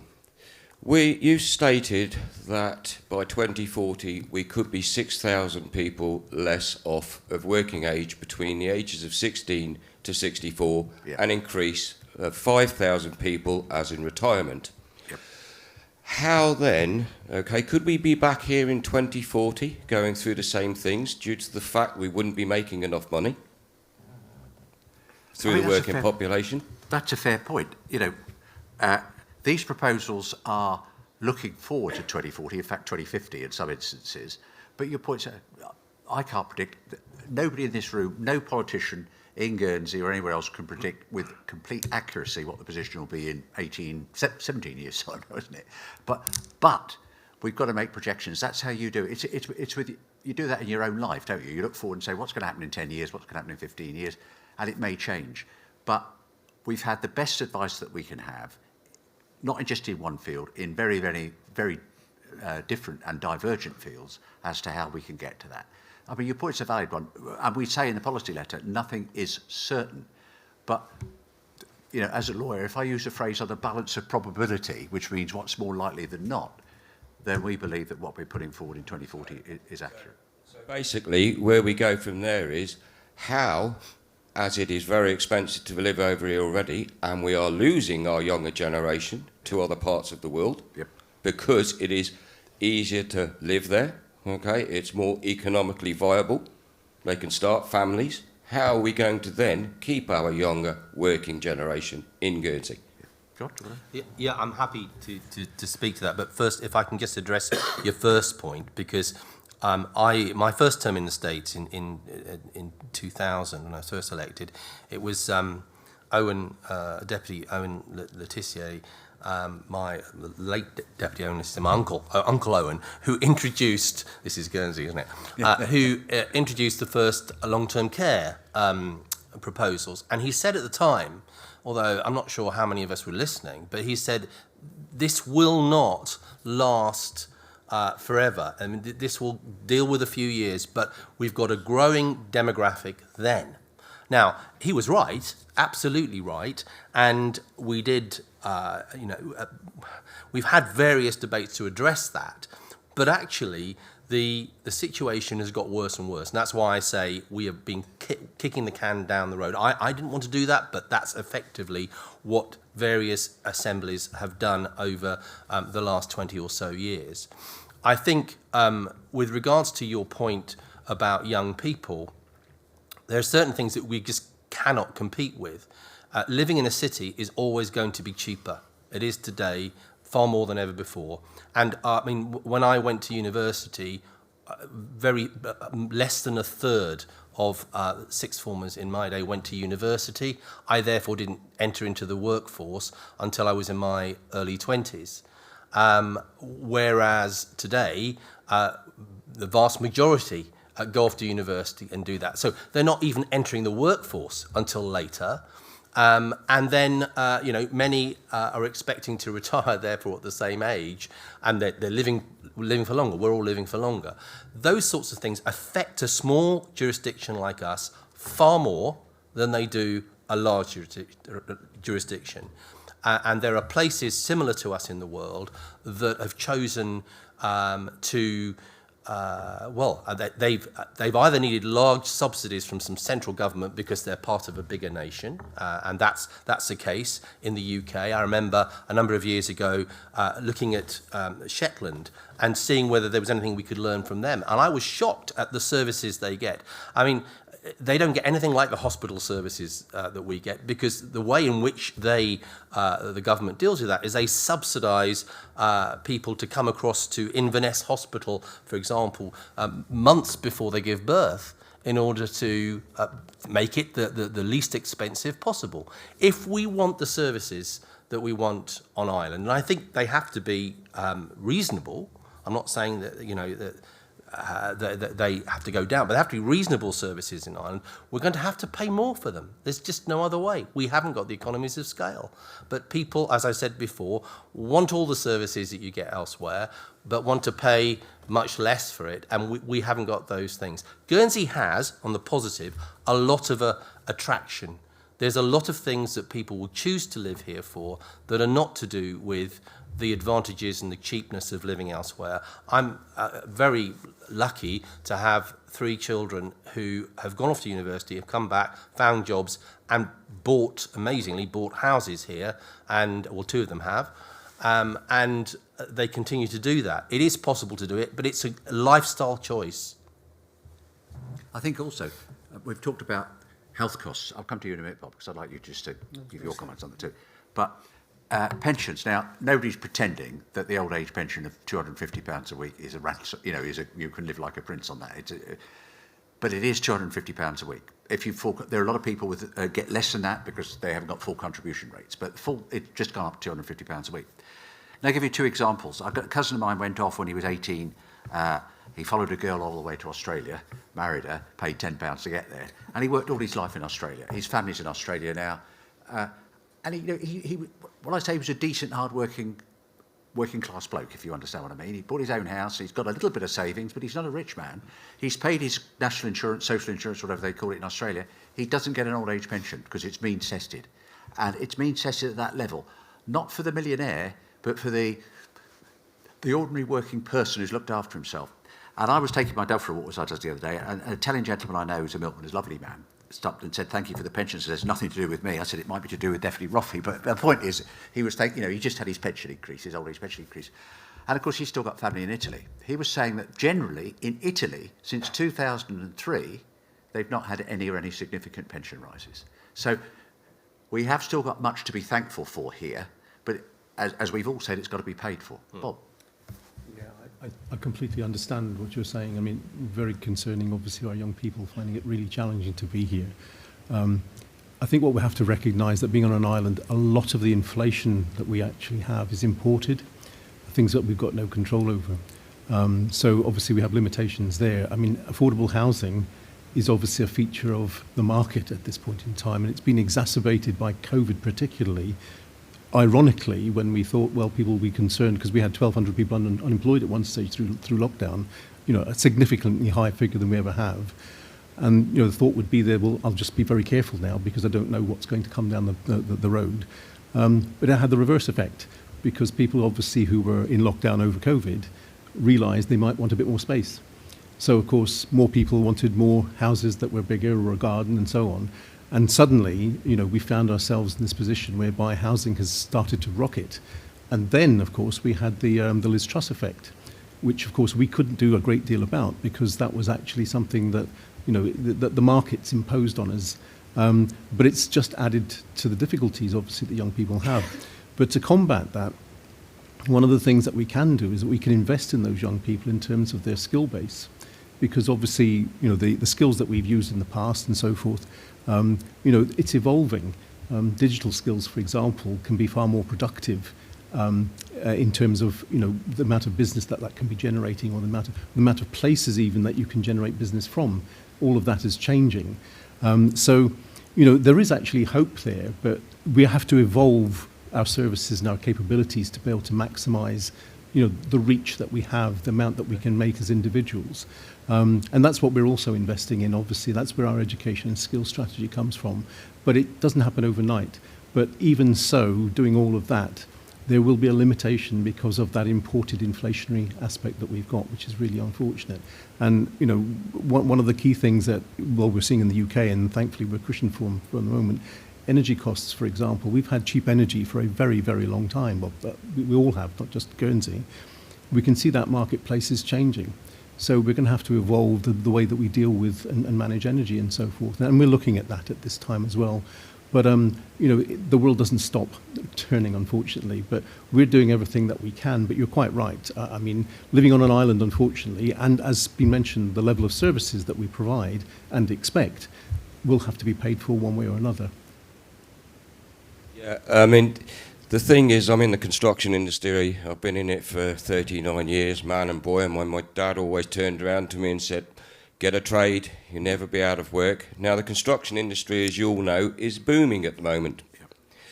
The biggest issue that we've had over the previous 10, probably 12 years is apprentices, okay? Because it's all been, schools included, colleges, get in the finance industry, get in the finance industry. We have not been proactive in bringing forward our trades, okay? It's exactly the same as the minimum wage over here. We keep quoting Jersey. I keep hearing that being brought up. As you all know, the minimum wage over here is £9.05 an hour. It's £10.50 in Jersey, okay? £1.45 difference, all right? Now, this to Deputy Roffey. If, for instance, the minimum wage was increased, is that then going to help get some of those off of benefits into the workplace? Okay? There are people in the system who really don't need to be in the system. Peter. Okay, to be honest, I don't think raising the minimum wage makes the difference. I mean, we will be raising it. There's a state's resolution that over the term of this Parliament, we will move it to 60% of average earnings based on a 40-hour working week. But actually, the present economic circumstances mean that virtually nobody is paid the minimum wage. So I think it's the right thing to do to raise it, but it actually probably doesn't make any difference to what people actually get paid, because most people are a pound or two an hour, you know, even in the lower paid jobs above that at the moment. I think the distinction between people on benefits and people in work is a false one. Actually, a large majority of people who are on benefits are working and working full time. They just, because Guernsey is so expensive to live, that if they've got children and rent to pay and whatever else, they very often need a top up. So, you know, the idea that anybody on income support is somehow work shy, very often both parts of the copper are working full time, but they still actually get some additional benefit. There is an absolute work requirement if people are claiming income support and are able to work, obviously not if they're severely disabled or if they've got a child under the age of 5, but yeah, you know, we will penalise them and stop their benefits or part of their benefits if they don't prove that they're looking for work. Can I suggest that there isn't anybody that's playing the system? I mean, I think I'd be foolish to do that. But I do think that the sort of folklore that there's lots of people doing it, that's not my experience. I actually think most people want to work. And the fact that our unemployment levels are so low, you know, tends to suggest that. Could I add to that as well? I mean, obviously you're in the construction industry and you'll be experiencing this, and we're talking about inflation and the impact of it. Post-COVID, so much has changed because getting workers of any description into the island beyond, you know, the need that we have at the time is proving really, really difficult. And construction is one of those areas, which is also contributing to the house inflation, unfortunately, because obviously you've got fewer people and that big demand, price goes up. I don't think that's going to change in the future. I think COVID, unfortunately, has changed a lot of the way that people work. You've got some people now opting out of work at an earlier age because they just don't want to do that, you know, for the rest of their life, basically. It's a phenomenon we never really sort of saw before, and it has changed things quite a bit. So I think the sort of popular narrative is, you know, we've got COVID out of the way, we can go back to normal. Well, it's a new normal, it's different because, you know, the inputs and the outputs have changed somewhat.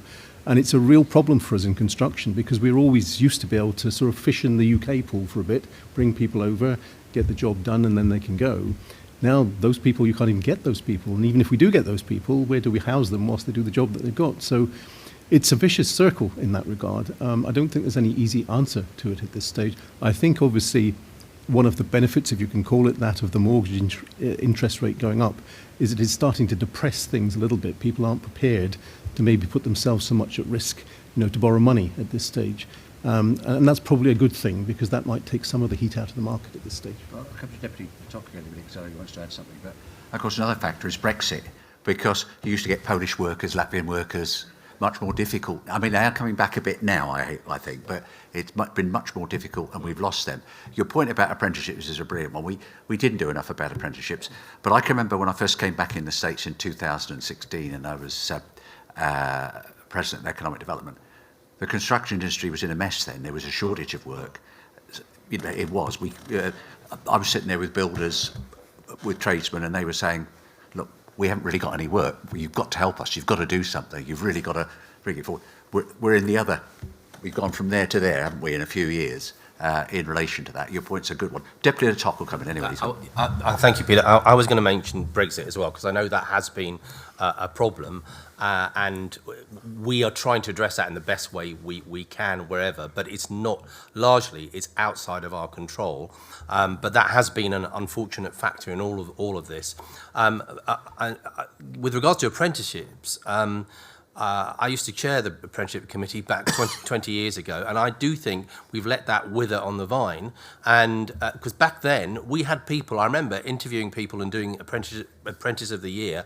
We had people leaving the finance sector to come and train as plumbers because it was more lucrative.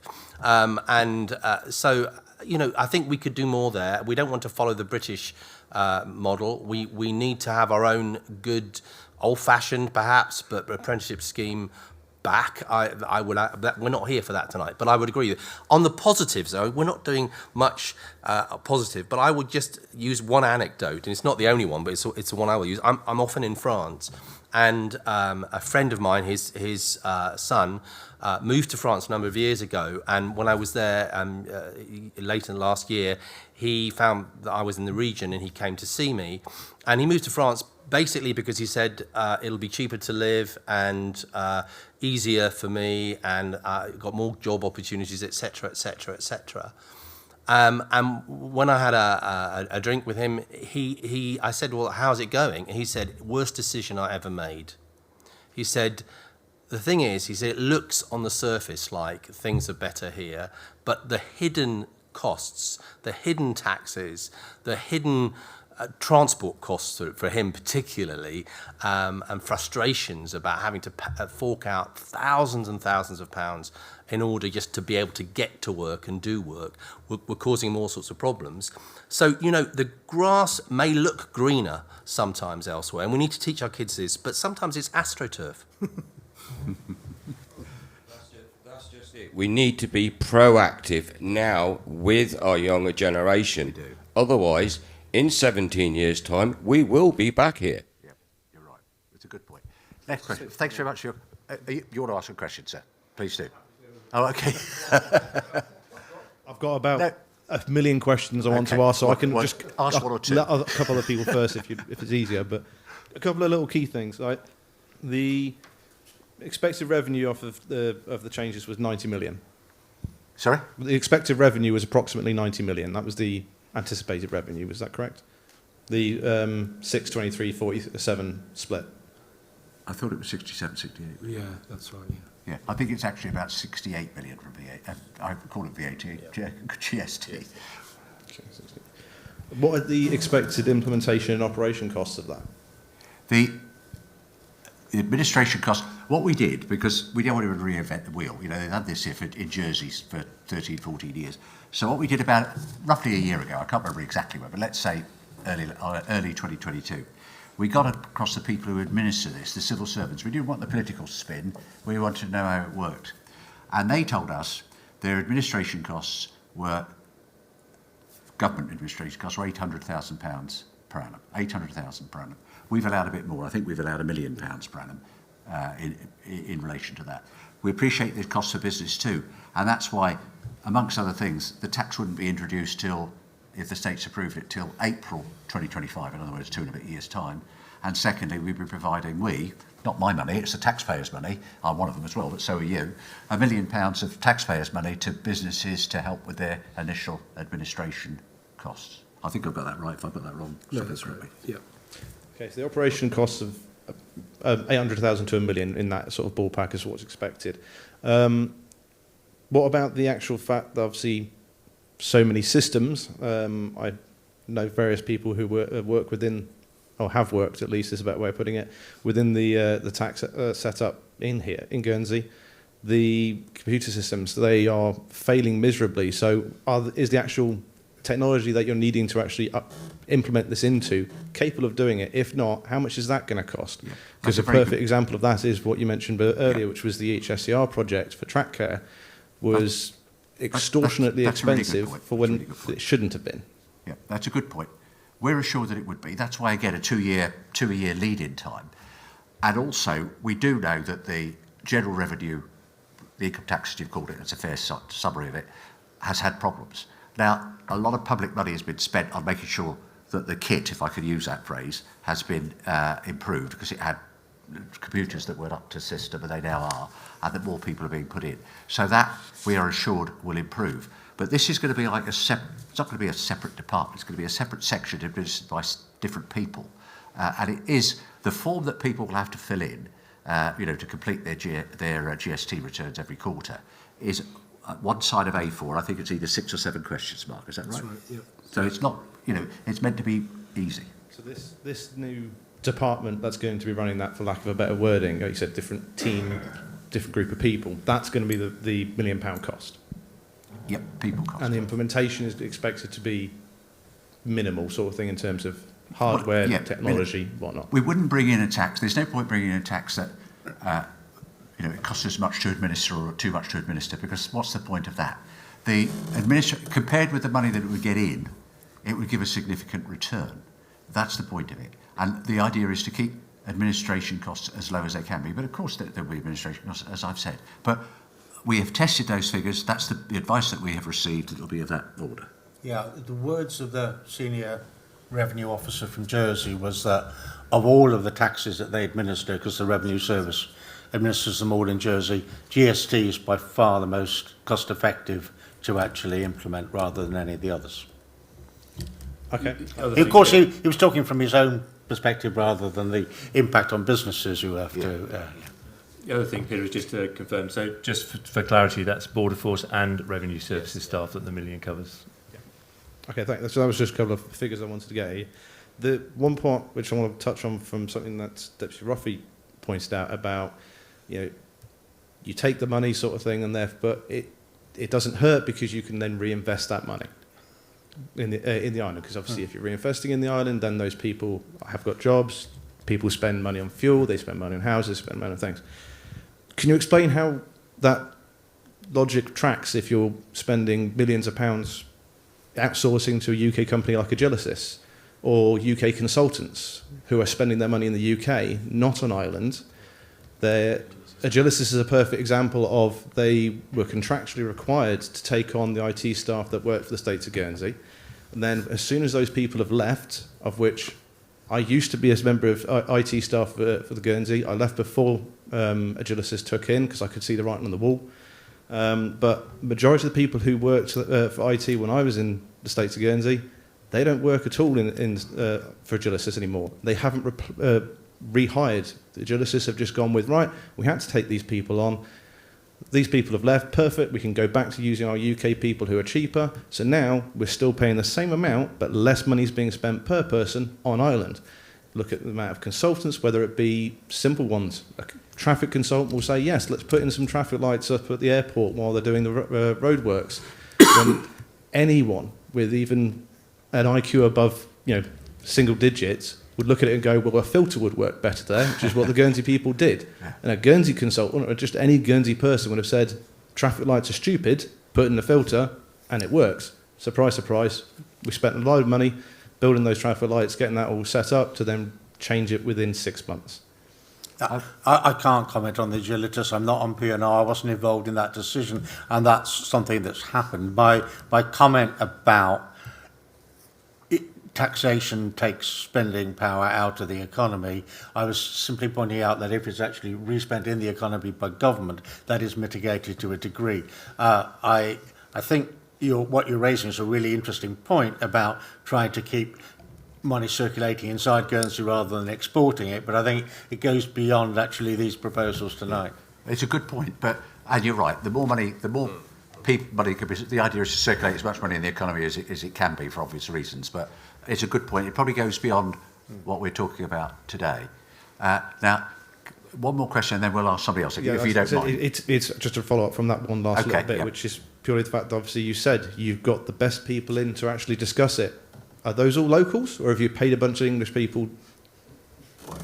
I don't mean that sort of a get rid of the Grockles way. I'm just asking that question. If you're talking about corporate tax, they were people from outside the island because we were absolutely determined to get absolute leading experts in the field. And these are worldwide experts in the field because we actually had to be sure of two things, both that we were extracting the most money from the corporate sector because that's what states members of the community were demanding, but even more importantly, that by doing that, we weren't either going to become code non-compliant, which would have been a disaster, or uncompetitive with other jurisdictions. So while I agree that we need to minimise the amount we use external consultants, there are certain circumstances where buying in expertise is actually really helpful. And I think this is one case that was totally justified.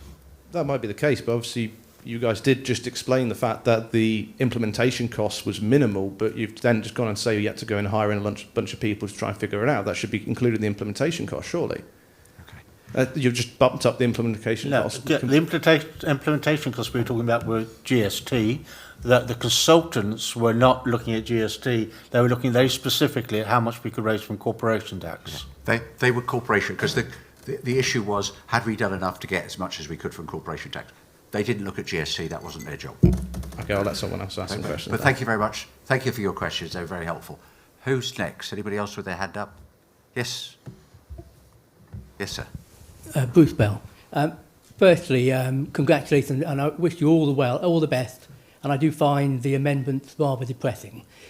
Thank you. But it's worth trying to test some of the assumptions you're working on. Yep. And it partly may be the success of Jersey's experience with raising money with GST may be helpful. But I'm slightly worried about whether we'll find that basically that we're assuming that basically all the retailers out there will sign up and take part in and continue to provide goods and services to Guernsey.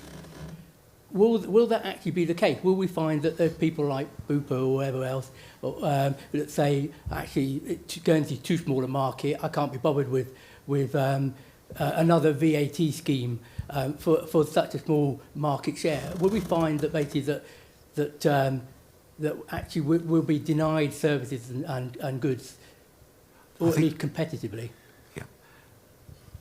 I think I went round the post office, a few months ago, 6-8 months ago, a little trip round the post office when they were coming in, and I was told by various posties and by Bodie Smiley, the chief executive of it, he said, they were saying, that's Amazon, that's John Lewis, that's who, this company, that company.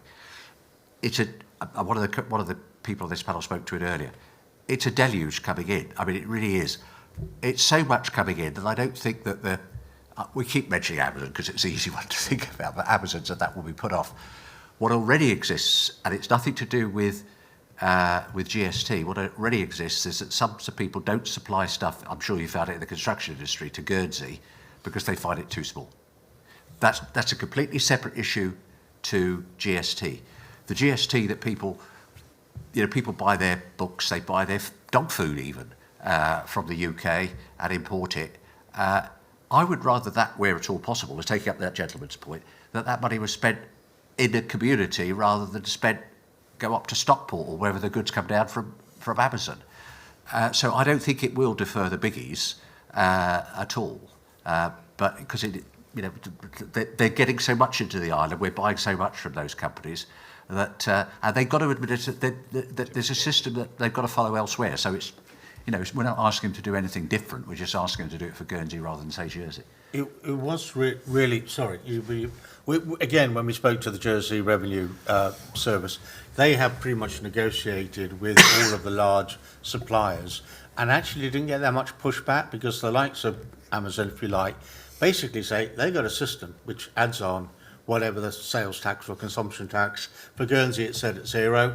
If it's set at 5, it doesn't really make any difference to them. It just, when you click buy, that's what will pop up. So administratively to them, it's actually not a burden. And Jersey, that's why they're able to bring their de minimis right down. In fact, there'll probably be no de minimis for these large online suppliers. There will still be a de minimis level, so that if you're in Southampton and go into a shop and buy something and want to bring it back to Guernsey, you're not clobbered by the border force because you've got something, 12 quid's worth or whatever. But so, it's an idiot that actually learns by their own mistakes. A sensible person learns from other people, and Jersey really seemed to have cracked this. Do you want to add something? No, it's just as it says, we're just really going on piggybacking on the experience of Jersey. So they haven't seen that in Jersey. Admittedly, we're a slightly smaller market than Jersey are, but they haven't seen it there. So I don't see any reason why it would apply to us. We would see it here. I think there's a related issue here, and it's not really anything to do with the tax, and that's the availability of credit cards in Guernsey. And I know that's been a problem for a little while now. I think Chamber of Commerce are particularly interested in this area. But that's not something that this particular system will enhance, but it could be a barrier for people buying things, obviously, off island because they don't have credit card as appropriate or as accepted. And it's something that I think both islands actually are suffering from that at this point in time. But it's an unrelated issue, but it does relate to people being able to buy off island at this point. John? I was just going to say, with regards to a simple point, with regards to off-island purchases via these, whether it's Amazon or any others, I mean, we don't get anything at all from that at the moment. So actually, it would be quite good if we did. And I think Jersey has shown that it's actually far simpler today, because buying online, things are simpler in that way, and the systems already exist. So this is where we can benefit from their having gone already to market on that and done the work with the big retailers. But the honest answer is there might be a few smaller online providers who, with little niche products, that will say, if I've got to add 5%, that's a hassle for me. But it won't be the big ones, the sort of 6 or 7 that provide really 99% of what comes in with online purchases. Yes, sir. Anything else? Well, that's true. Fingers crossed. Yeah. When you start a new venture, there are going to be some uncertainties. Of course, there are in relation to that. I'm looking for Bethany. Yeah, please do. Okay, the next one's from Suzanne. So I think this one's for Deputy Roffey, actually. So she's asking, if the point you start paying social insurance contributions goes up, what happens to your sort of credit and your benefit entitlement with the new allowance? I'm not quite sure if I fully understand that. The point that you start to pay Social Security will go from, as I say, at the moment it's about 8,500 baht you then pay on everything, and it will go to whatever that income tax allowance happens to be in 2 or 3 years' time, maybe 13,000, 14,000, I don't know what it will be. I don't see that has...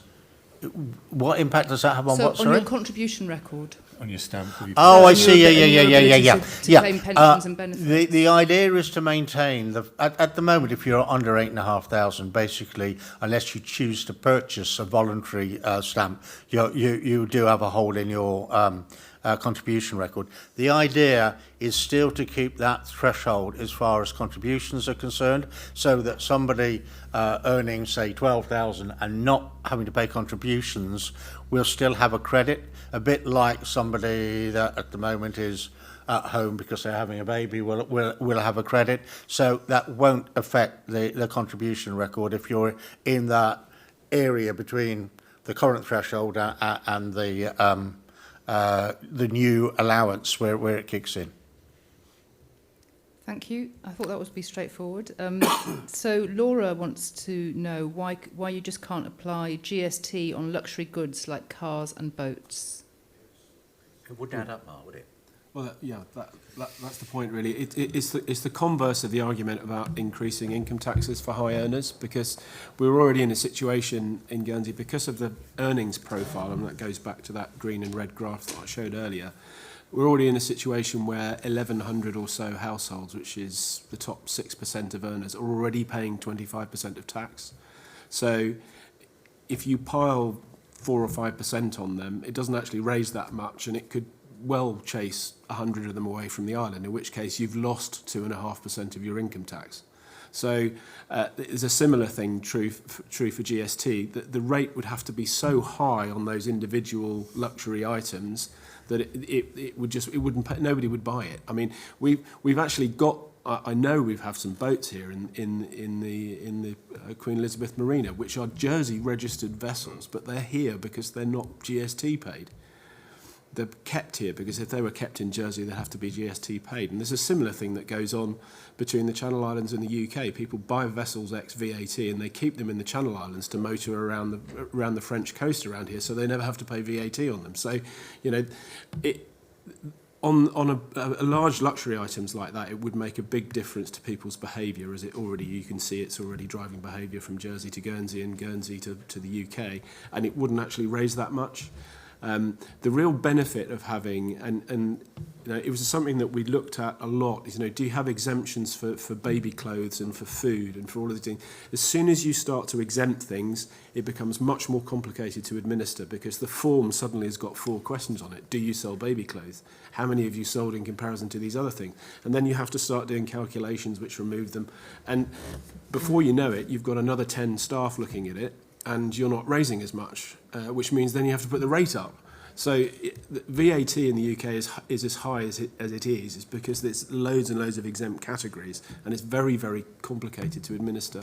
The benefit of a very broad GST at a low rate is that it's very simple to administer. So Peter mentioned earlier that the form, I think, has 7 questions on it. 3 or 4 of those are, what is your name, what's the name of your business? Then it's not a complicated form to fill in. You basically just put your turnover in and what you've bought from somebody else that you've paid GST on, take the 2 away, and that's the tax that you pay. Anything else, Dorothy? Yes, I've got one more from Christina. There's been a few comments on social media about vanity projects. And so Christina is asking, why are we wasting £90 million on the new pool marina for rich boat owners? Well, first of all, there's been no decision to spend £90 million on a new marina. The states asked the SDSB to go away and look at the concept of a marina in the pool at St Peter Port. The SDSB have done that and said that basically the cost is likely to be about £90 million, and of which only 50, maybe 60%, depending on what we do with mooring fees, would be able to be covered by the commercial returns, i.e. the fees of people staying there. So the states will have to make a decision about whether it is the broader economic benefit of that project to the island's economy as a whole is worth justifying the other 40 or 50% that goes into it. But that will have to be in the present economic circumstance, that will have to be a very hard-headed decision about whether or not actually what it will bring in will be more than the cost of capital to do it. But the DPA wanted the SDSB to go out to consult the public about what they thought of the idea as a plan, not really on the cost, but on the physical impact on St Peter Port Harbour. So we did that. So it's now in the public arena. A question that obviously got asked, well, how much would this cost? And unless you dissemble and say, well, we're not going to tell you, we tell you. And suddenly the stories develop that the states are planning to spend £90 million on marina. They may do if it stacks up financially, but that analysis has not been done. Yeah, and I think being again realistic in the foreseeable economic times that we are, speaking again for myself, not for anybody else, I cannot see that public money would be invested in that. I think the idea is a good one, but we've got to get somebody else to pay for it. So it would have to be, say, the private sector. You know, if you can come up with £90 million, of course we'll do it because it makes sense to do it as a project. It would be a boon for Guernsey. They would want something in return. They might have to have a 25-year lease or whatever it is, I don't know, that kind of institution. So, but I cannot see that the state of Guernsey, with all the pressures it's got on its budgetary requirements, both capital and revenue, is going to be able to provide much or any of that 90 million. I think maybe to add to that as well, Peter mentioned obviously the DPA, which I was on, and one of the reasons for wanting to know what the likelihood of that particular project was is because we actually have to create a design for the harbour. Now, you'll be aware, obviously, we had quite a long debate and didn't really get to the bottom of it. But in terms of what we were talking about before, investing in our infrastructure, we will have to invest in a harbour. And obviously, we haven't come to a conclusion at this point in time, but there are a number of steps that have to be taken. So it's a very big project. But again, if we don't start to think about there are difficulties at the harbour at the moment. I mean, it's nowhere near up to spec. But we can't avoid doing that indefinitely, and we probably have avoided it for far too long already. So we need that money to be able to invest in essential infrastructure rather than necessarily what somebody might see as a vanity project. But that could very well be a business opportunity for a private investor at the end of the day. So there are different ways of cutting the cake to achieve our objectives. Actually, the design that came out, I think, is, in terms of making proper use of the Victorian asset, which is St Peter Port Harbour, is absolutely superb. It provides sheltered water for the visitor marina, which at the moment we can't use at all in the winter because of the easterlies cause too much swell in there. It would allow the careening hard to be used far more fully while still maintaining a spending beach. It would mean we could actually take away the fairly ugly wall that is in front of the Albert Marina because it wouldn't be needed anymore because of the breakwater further out. So I would really like to see it happen, but in the present circumstances, it is going to come down to a really hard-headed economic analysis of will Guernsey be better off financially, or will it cost more than it will actually bring in? It would have to show clear economic benefits, well on the plus side before it's contemplated. Is there anybody else who wants to ask any more questions? Yes, sir. Hang on, the mic's coming to you. Be with you. Okay. No, but people at home need the mic too. But there you go. That's right. Don't worry about it. People at home need it.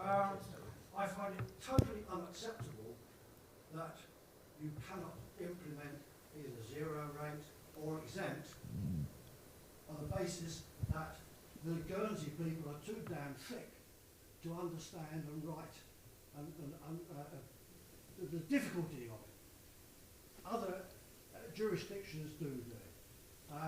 It's totally unacceptable that there should be VAT or whatever you want to call it, GST on food, education and other such subjects. Okay. I think the point in relation to that is that the idea of it in relation to food, it's actually the people that spend more on food are the wealthier people.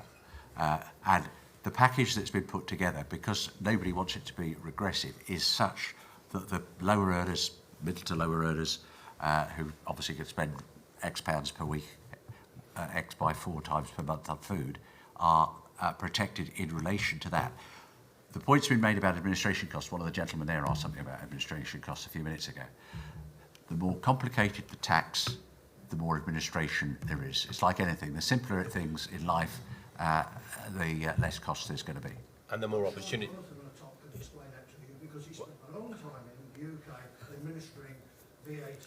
I was about to say, actually, exactly that. I mean, it's not that difficult. There are already made programs that take this into account. It is just a question of putting the pressing the right. It may come to that. It may come to the point where we do that. I do believe, however, we need to start here, because the trouble is, exactly as Deputy Fairbrush has said, that the more complicated it is, not only does it cost more to administrate, particularly in a smaller jurisdiction, but there's more opportunity for fraud. And I used to be involved in fraud, in inspection of fraud, not in doing fraud, but for VAT in the UK. And it was unbelievable the amount of opportunity there was, because it was very complicated. And that was a long time ago. And I've seen forms since then. It's got more complicated. Our proposals, very similar to Jersey's, are in terms of GST. And the administration, very similar, so it minimises that opportunity. But as you probably well know, in Jersey, they are considered, there's been a number of initiatives to try and exempt this and exempt that, and they are beginning to consider some of those things. So we might have to do the same in due course, but I think we need to take it a step at a time. It's not just, though, about the cost of administration.